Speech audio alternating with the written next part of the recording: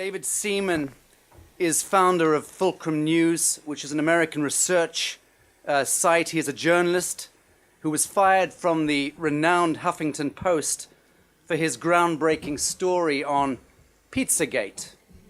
His continued commitment to advocating for civil liberties is a benchmark for journalism, and we welcome you, David, most heartily to this Judicial Commission of Inquiry into Human Trafficking and Child Sex Abuse. Welcome. Thank you for having me, and thanks for making this a focus. Of course, even the White House has published an executive order going into how widespread human trafficking is, what an epidemic it is, and there was just an article in the New York Post about how this is happening right underneath of people's noses on a scale that is frankly hard to fathom. In my humble opinion, Pizzagate and the awareness that people like you, led by you, raised is what opened the public's mind. So with that, I turn it over to you. Tell us what you think we need to know. Thank you so much, Robert. I know you come from an organization that at one point in time had pledged to deceive all of us, right? Deceive all of us as to the real state of the world. And then the Podesta emails come out in the days before the US election in 2016, in late 2016, these emails just come out seemingly out of nowhere, like the Twilight Zone. We only have a few days to pour through them, those of us in the research community, with the group of researchers that became Fulcrum News. We only had a few days to pour through this stuff, and it wasn't just me and my team, but I was seemingly one of the only people in the US who were behind some kind of media bubble or some kind of media blockade that did not want to talk about the contents of Podesta's emails at all. They did not want to talk about his emails, and I was just drawing simple conclusions about the content of those emails. Anybody an order of magnitude more busy than the average journalist or the average professional, if they're using a code language in their emails, there's always a reason why. That's just simple research work 101. If somebody is a very busy person, and their day job is organizing the presidential campaign for Hillary Clinton. If they're using a code language in their spare time, there's got to be a reason why. And so we just followed the path of least resistance, really, aside from the trolling and the character attacks from the Media Matters type people. Aside from that stuff, we just followed the path of least resistance, and we just followed Occam's razor as researchers. And that brings us to the present day. So thank you all very much. And again, we were behind some kind of blockade. I mean, Europe knew this stuff was not only possible, it's par for the course, right? Jimmy Savile and the BBC having kind of covered up for him, and even, the royal family having given him a degree of legitimacy he should not have had. So Europe was open to this pedophilia stuff, the fact that it exists, unfortunately, that child abuse is widespread at the top levels of society. The Catholic Church, another predominantly European scandal. Europe knows it exists. Asia, I think by default, knows the world is a very corrupt place. And in the US, we've been living behind some kind of Alice in Wonderland facade, like we're living in a Norman Rockwell painting. And no, we're living in like the opening scene of the movie Taken with Liam Neeson, so very, very interesting. This is finally blown open again. Even the New York Post talking about how it's an epidemic. And now I'll leave it up to all of you. Thank you. Thanks very much for coming and giving some testimony in relation to this to the court. What I'd really like to know is, and I think you're clearly at the centre of it, is to really understand the scale of this problem at the highest levels. Obviously, we've got some limitations on the use of names. But if you could give us some idea of the scale and the magnitude, the methodology, and if you have the time as well, to just give us an idea of how to follow the money. Sure, I'm not an expert in any of those areas, but just broadly, I would have to say that what emerged is that the ruling families connected to the banking system, again, I'm just giving the broad strokes here. There are people on your commission who are more expert in this area and have worked in some of these intelligence agencies that were responsible for doing this, and they probably have much more to say on it than I do. But just broadly, there were these ruling families due to their roles within the banking system and within the oil industry to a lesser extent. They become very wealthy over a short period of time. Compound interest, as it turns out, is one of the wonders of the world. When you're one of the ruling banking families, you can make so much money within a couple generations. And things go in a very sinister direction where they kind of co-opt these cults that had existed for a very long time. A cable network in the US, AHC, which is owned by Discovery Networks, which owns the Discovery Channel, and many other content providers in the US. AHC aired an hour-long special called Inside the Cult of Satan about how this pre-biblical cult, of which child abuse and human sacrifice is simply a part of what they do, has been operating underground for centuries, and more recently has kind of peeked its head up in the form of institutionalized human trafficking and political elites being compromised by this stuff. So to get back to what I was saying, the broad stroke here, I think, is that these banking families, in collusion maybe with the intelligence agencies, I don't quite know how this happened, began brownstoning or pedophying a number of elected leaders, just either selecting for leaders who are already perverts and deviants, selecting them because they can be compromised easily, and then giving them, the money and resources to seek national office, or in some cases just using that as a blackmail component. If you want to get access to this stuff, well, then you have to become a member of the club, and this is how we control you. And so this was used as a means of control because we live in a postmodern age where just photographing somebody smoking a joint or photographing somebody engaged in extramarital marriage, it's not what it was in the 1960s. Nobody cares. So they had to go much deeper down the rabbit hole of human depravity. And as a result, as these WikiLeaks emails showed, we have US political elites who in their spare time, for whatever reason, are using a language that's known to federal law enforcement to be used by child traffickers. And we do know there are, occult connections. Spirit cooking is done by many US celebrities. And it's overtly occult. It's overtly satanic. So that's really the broad strokes of what our research has popularized with the help of many others. So, thank you very much. Is it your understanding that John Podesta was fished by a Romanian taxi driver? And that is what led to the revelation of all of his Google emails. Sorry, Kels, could you explain what fished means? He was faked into giving his password. If you could spend 5 minutes talking about what you actually drew out of those emails. Thank you. Yeah, so first of all, I have not had a chance to review the details on that video yet. My initial call is that it's probably a fake, that they're kind of frontlining. What they're doing is they're frontlining this whole story by putting out a fake, which then they can debunk easily, and then people go, oh, it's BS, and then round two, when the real thing drops, half the population goes, oh no, I saw on Comedy Central that was just a fake. So it kind of muddies the waters. I think that's what they're doing. Again, I could be wrong. I haven't looked into it fully, but my initial call is that it's probably a fake. And we know just recently the mainstream media, so-called mainstream, they were publishing articles in unison saying, if you see something on video, can you really believe it? Videos can be fake nowadays. Okay, if we're living in that postmodern kind of world, then we don't even need journalism, right? We don't even need the New York Times. We don't even need video. We don't even need this commission. We don't need to do anything if you can't even trust video.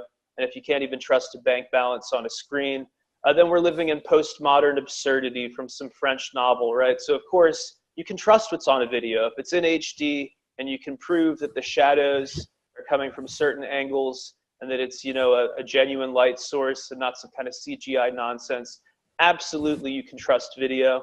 And so I think they're very scared of the fact that the turned NSA, the NSA that is loyal to Trump and loyal to this, resurgence of nationalism and truth, they're terrified. The NSA is sitting on, a lot of dirty stuff. Many nasty films have been exchanged by elites over the internet, over the past decade, and the NSA has all of it. So that's where I stand on the video. And then the Podesta emails, this is actually the most viewed video on our BitChute channel. It was massively viral on our YouTube channel. YouTube is owned by Google. So this 8-minute mini documentary we put together, the budget was about $10,000. Part of what that involved was just putting together this professional quality mini documentary. And in a short amount of time before the new year, because that's when we wanted to release it for maximum impact, it came out. And this mini documentary had more than 200,000 views. I believe it was 225,000 views on our YouTube channel before they banned us on YouTube. When they banned us, one of the results of that was that they wiped all 505 of our videos. One of those was that video. We luckily have a backup on our BitChute channel, bitchute.com/channel/Fulcrum News. And if you just click on the most popular video that's been uploaded there so far, it is that 8-minute mini doc that goes into the Podesta emails. Here you have this Hillary Clinton campaign chairman who was the White House chief of staff under Bill Clinton, very powerful and busy guy, using this code language of pizza and hot dogs. It recurs again and again. It keeps recurring. I don't know what the source of the email leak was. I do believe he was phished by somebody.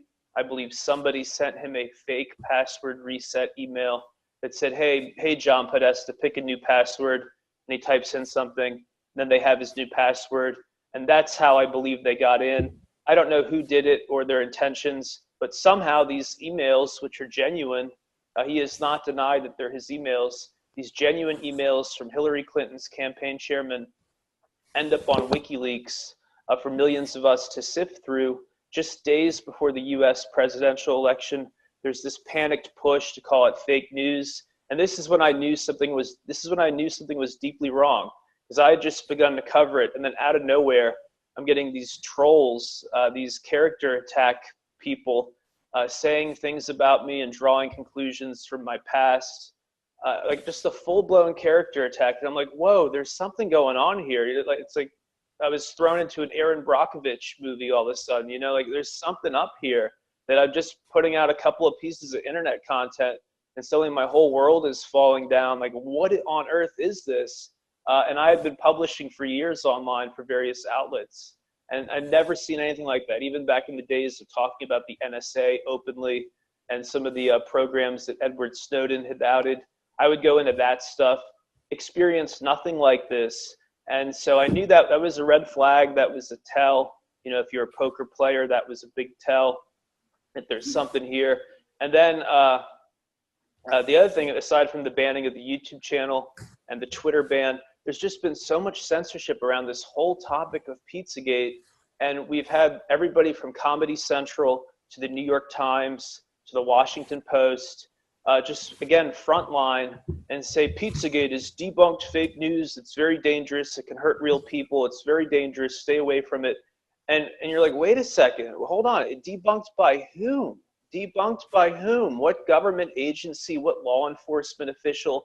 Which agency anywhere has said this is debunked, this is not real? We have no idea what John Podesta, at the very least, we have no idea what John Podesta is talking about in his emails.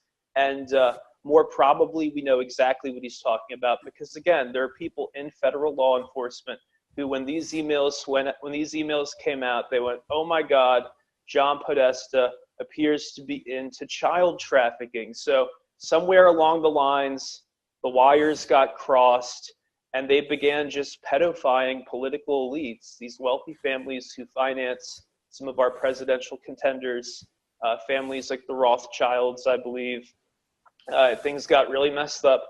And now because John Podesta is a dummy from a technological perspective and typed his password in and gave it to some hacker, some identity theft person, we don't know who it was necessarily, because he did that, which by the way was a derivative, we know it was a derivative of the word password, right? Password using the @ symbol, etc., instead of the letter A.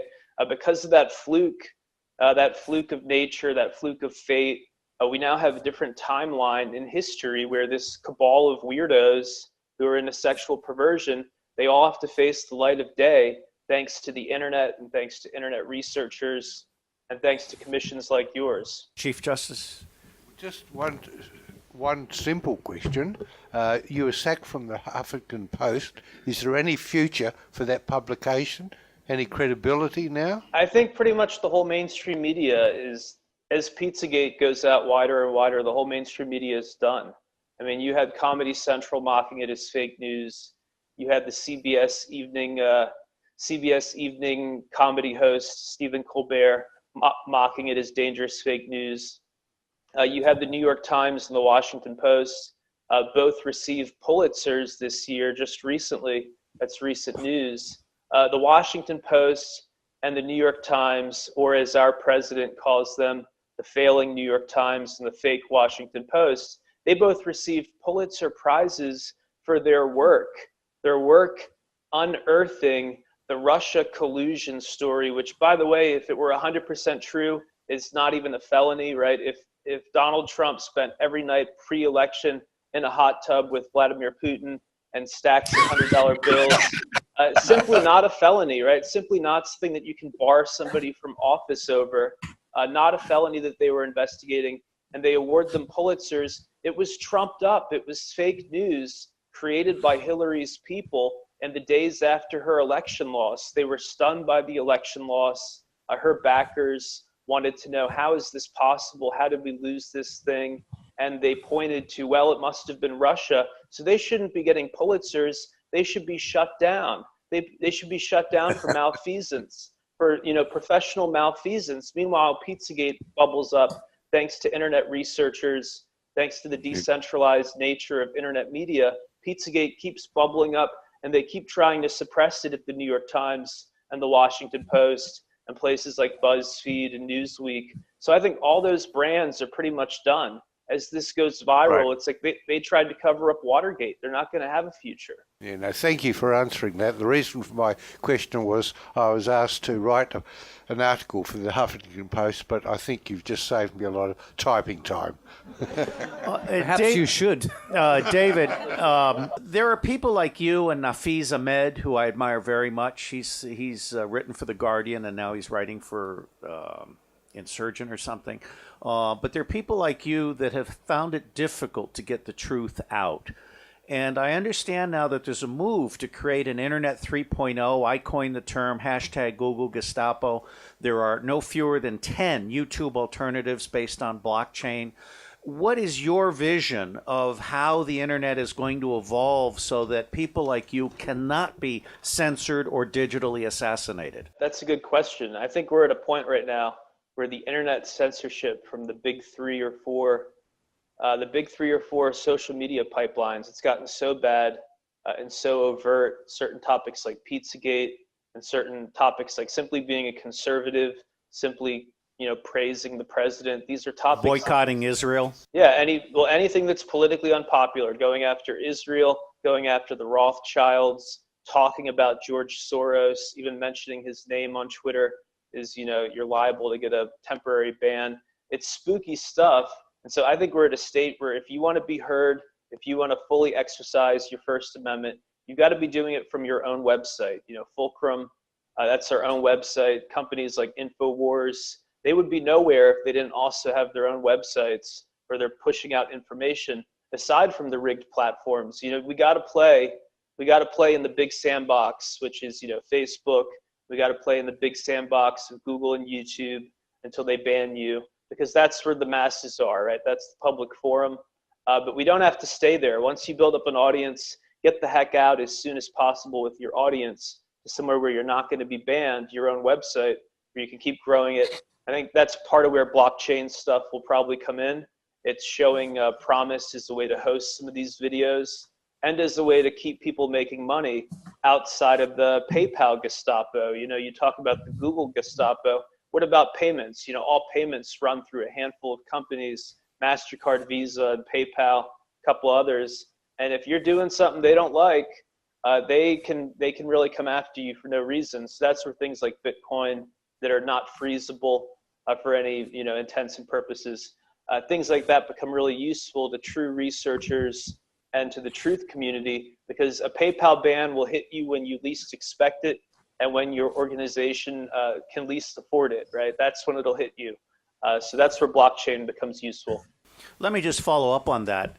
If I were, for example, to be able to give you $1 million next week, just to focus your thinking, how would you spend it? Well, we're already spending money, believe it or not, on Facebook. People laugh at us and are like, why are you spending on Facebook?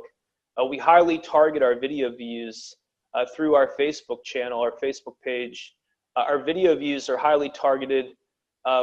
Right now, the average, it's costing us between 1/6 of 1 penny to 1 penny, 1 whole penny, to reach a real person in the US or Canada who's highly targeted, either a person who's liked our page in the past, which means they're open to independent news, or a friend of a friend who has liked our page, which means at least they know somebody who's red-pilled, at least they know somebody who's awake to the realities in our world.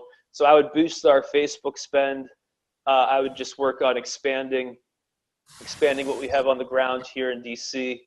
And then I would also work on expanding our redundancy, having some kind of app that we control that people can download from the App Store and download from the Android Play Store, where, you know, if things get real bad and the censorship is out of control, as it was a couple months ago, the people will still get alerts the second we have a new article or a new video that goes up anywhere.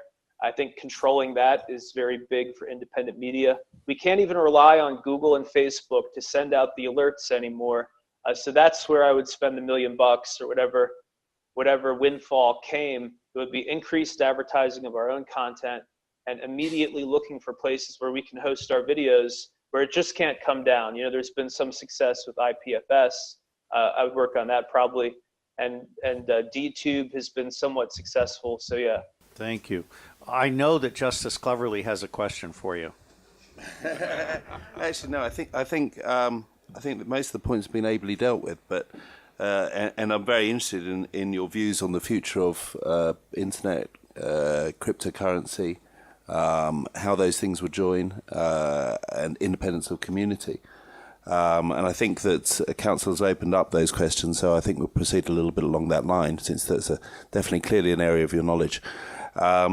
Not so much the question of what would you do if you had $1 million, but when you look at things like Medium and some of these other journalistic endeavors now, and the very fact that obviously Facebook doesn't actually pay for anyone who produces content, how do you actually see the future of that, and the way in which people can do self-generated, user-generated stories in areas such as your own, but also provide benefit for those people through cryptocurrency? Great questions. Cryptocurrency, I think, is just very freeing in general. It's freeing even outside of internet publishing, even outside of freedom of speech issues. It's so freeing to have currency that by design, nobody can freeze it, nobody can stop it. You know, no matter how much money you put in your checking account, at least in the United States, somebody through ID theft, they can take your money. You know, they can drain you dry, and then you'll be made whole again after the FBI looks into it and after the judge signs off on it in 6 months or a year. You'll get your money back from Mexico or wherever, maybe, right? Best case scenario, maybe you'll get your money back. Having some crypto gives people this modern day certainty that nothing else provides except for gold and silver. And those don't provide much certainty because, as other people have pointed out, when you hoard gold, somebody can just bang you over the head and take your gold, and that's that. But with the password protection of crypto, with the discrete, very discrete nature of it, the fact that you can store $20 million on a USB drive this big, and then password protect it with something in your own mind. I mean, that starts to get the imagination going about what is money, right? How does money function? And now we have this digital money in the form of Bitcoin, where there's at least 60 million people using it off and on, 60 million people. And it seems like regardless of what the price has done lately, the number of people learning about it and using it keeps growing and growing. So I think it's great just as independence from the banks, because at the height of covering Pizzagate, I was frozen by PayPal twice. And eventually we were able to get all of our money, and we were unfrozen. But to have 2 freezes when that account was a decade old and it had no issues beforehand when I was buying stuff on eBay and all that, no issues there. But the second I'm covering this hot button issue that makes the DNC and the Podesta group look really bad, 2 PayPal freezes out of nowhere, that shows you the system cannot be trusted. And so for everybody who's at the fringes and for everybody who's pushing back, you need financial independence. If they can just freeze your checking account, then you don't have a voice, right? So for anybody who's an independent journalist, I don't say this is financial advice, I say this is life advice. Make sure you have some crypto or some asset that cannot be turned off with the flip of a switch when you start to put the heat on some of these people, you know? So that's my spiel on crypto. More broadly, it's exciting because you can decentralize video uploads. So the YouTube issue of they can just delete a video, that goes away because once something's up on IPFS, from what I understand, it never goes away. It's always somewhere, and it can always be recalled if it's needed by someone else on the network. So all that stuff is pretty interesting. Chief Justice would like to ask one question. You just raised something that I hadn't considered before when you mentioned your PayPal had been blocked on 2 occasions. Is there any truth in the rumour that the United States government is legislating to ban the use of large denominational notes in cash and forcing people when they enter transactions above a certain amount to use the existing banking system so they can keep track of how much money people are spending, with the aim then of working out how much money people are actually earning and taxing them on it? That's already the direction things are headed in. The banks want people using cash as little as possible.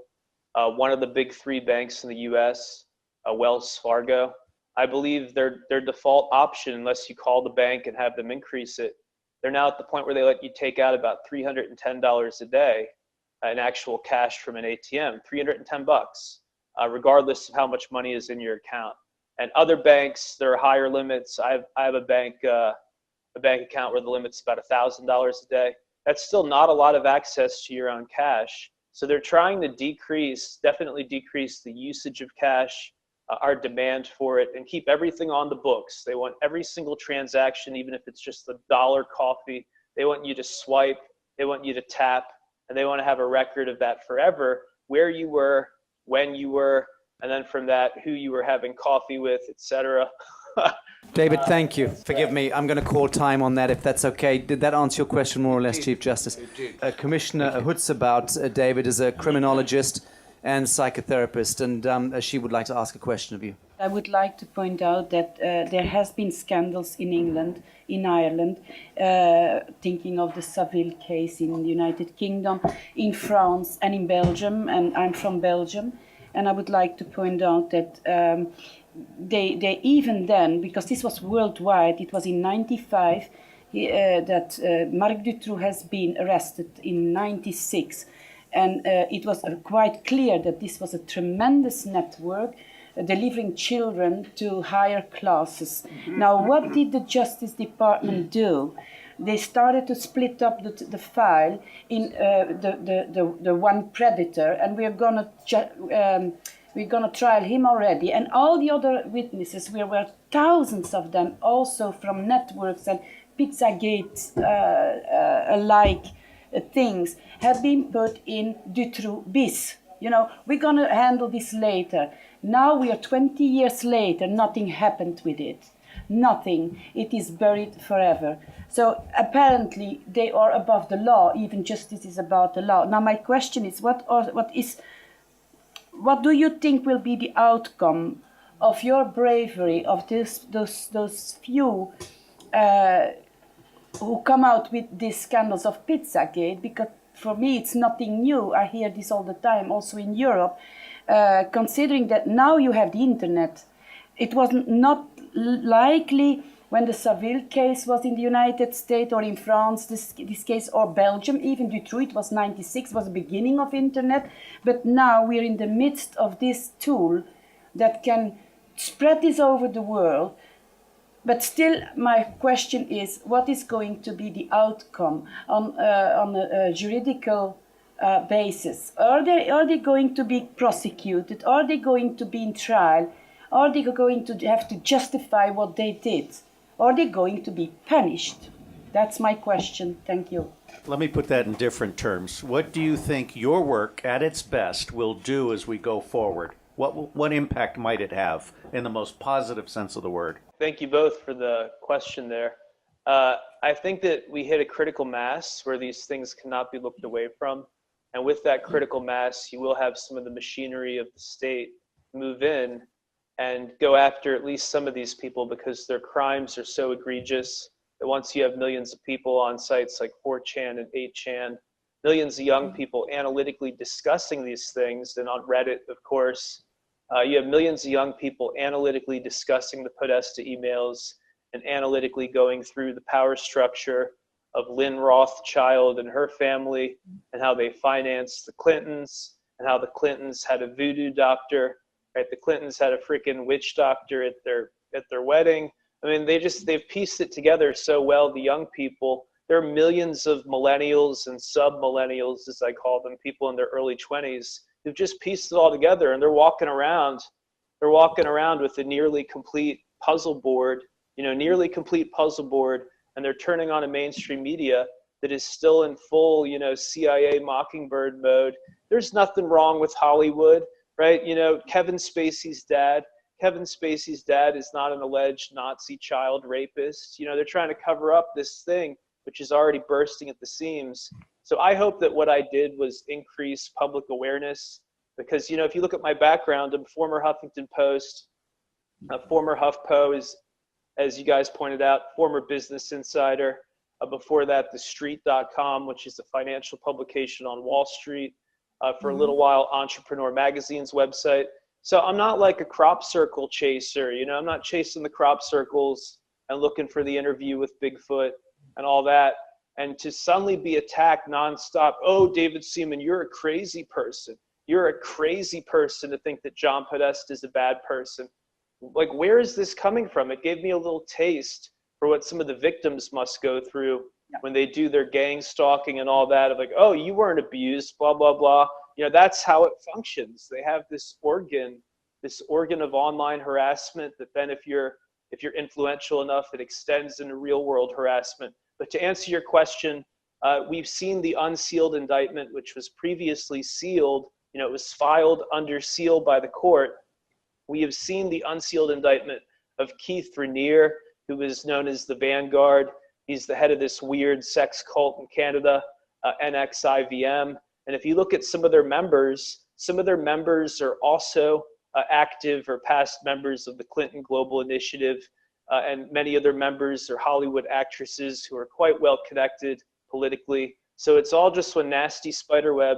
And I think my work and many other people's work has helped that spider web just reach the light of day.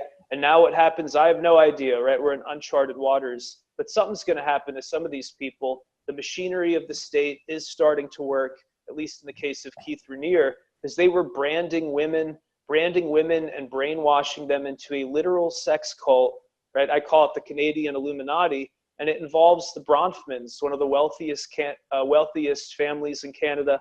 This is a nasty spider web that goes out in a million directions. David, thank you very much indeed. Are you happy with that answer, Commissioner?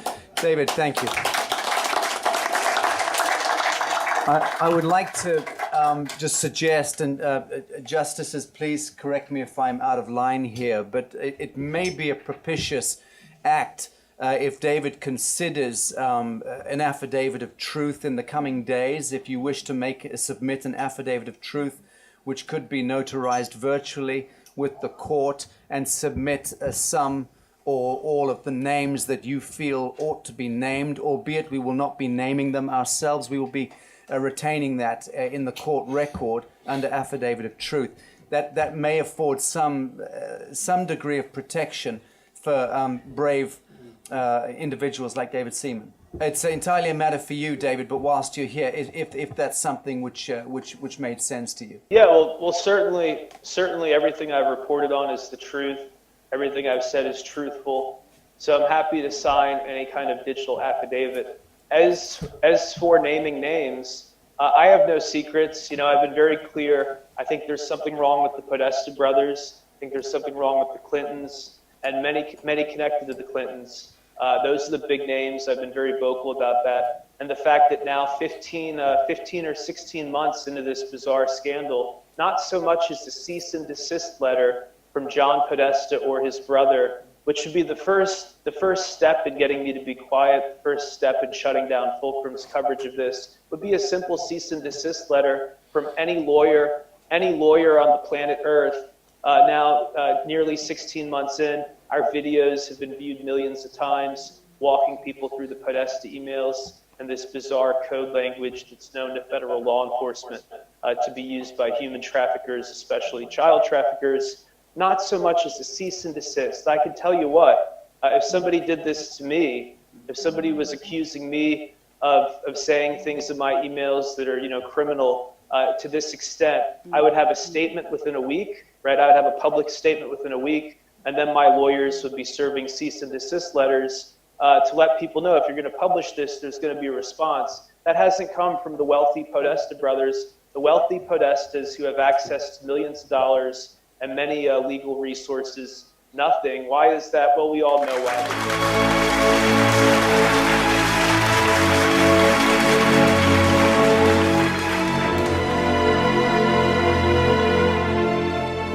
We are the power behind the ITNJ. Add your voice. Sign the treaty.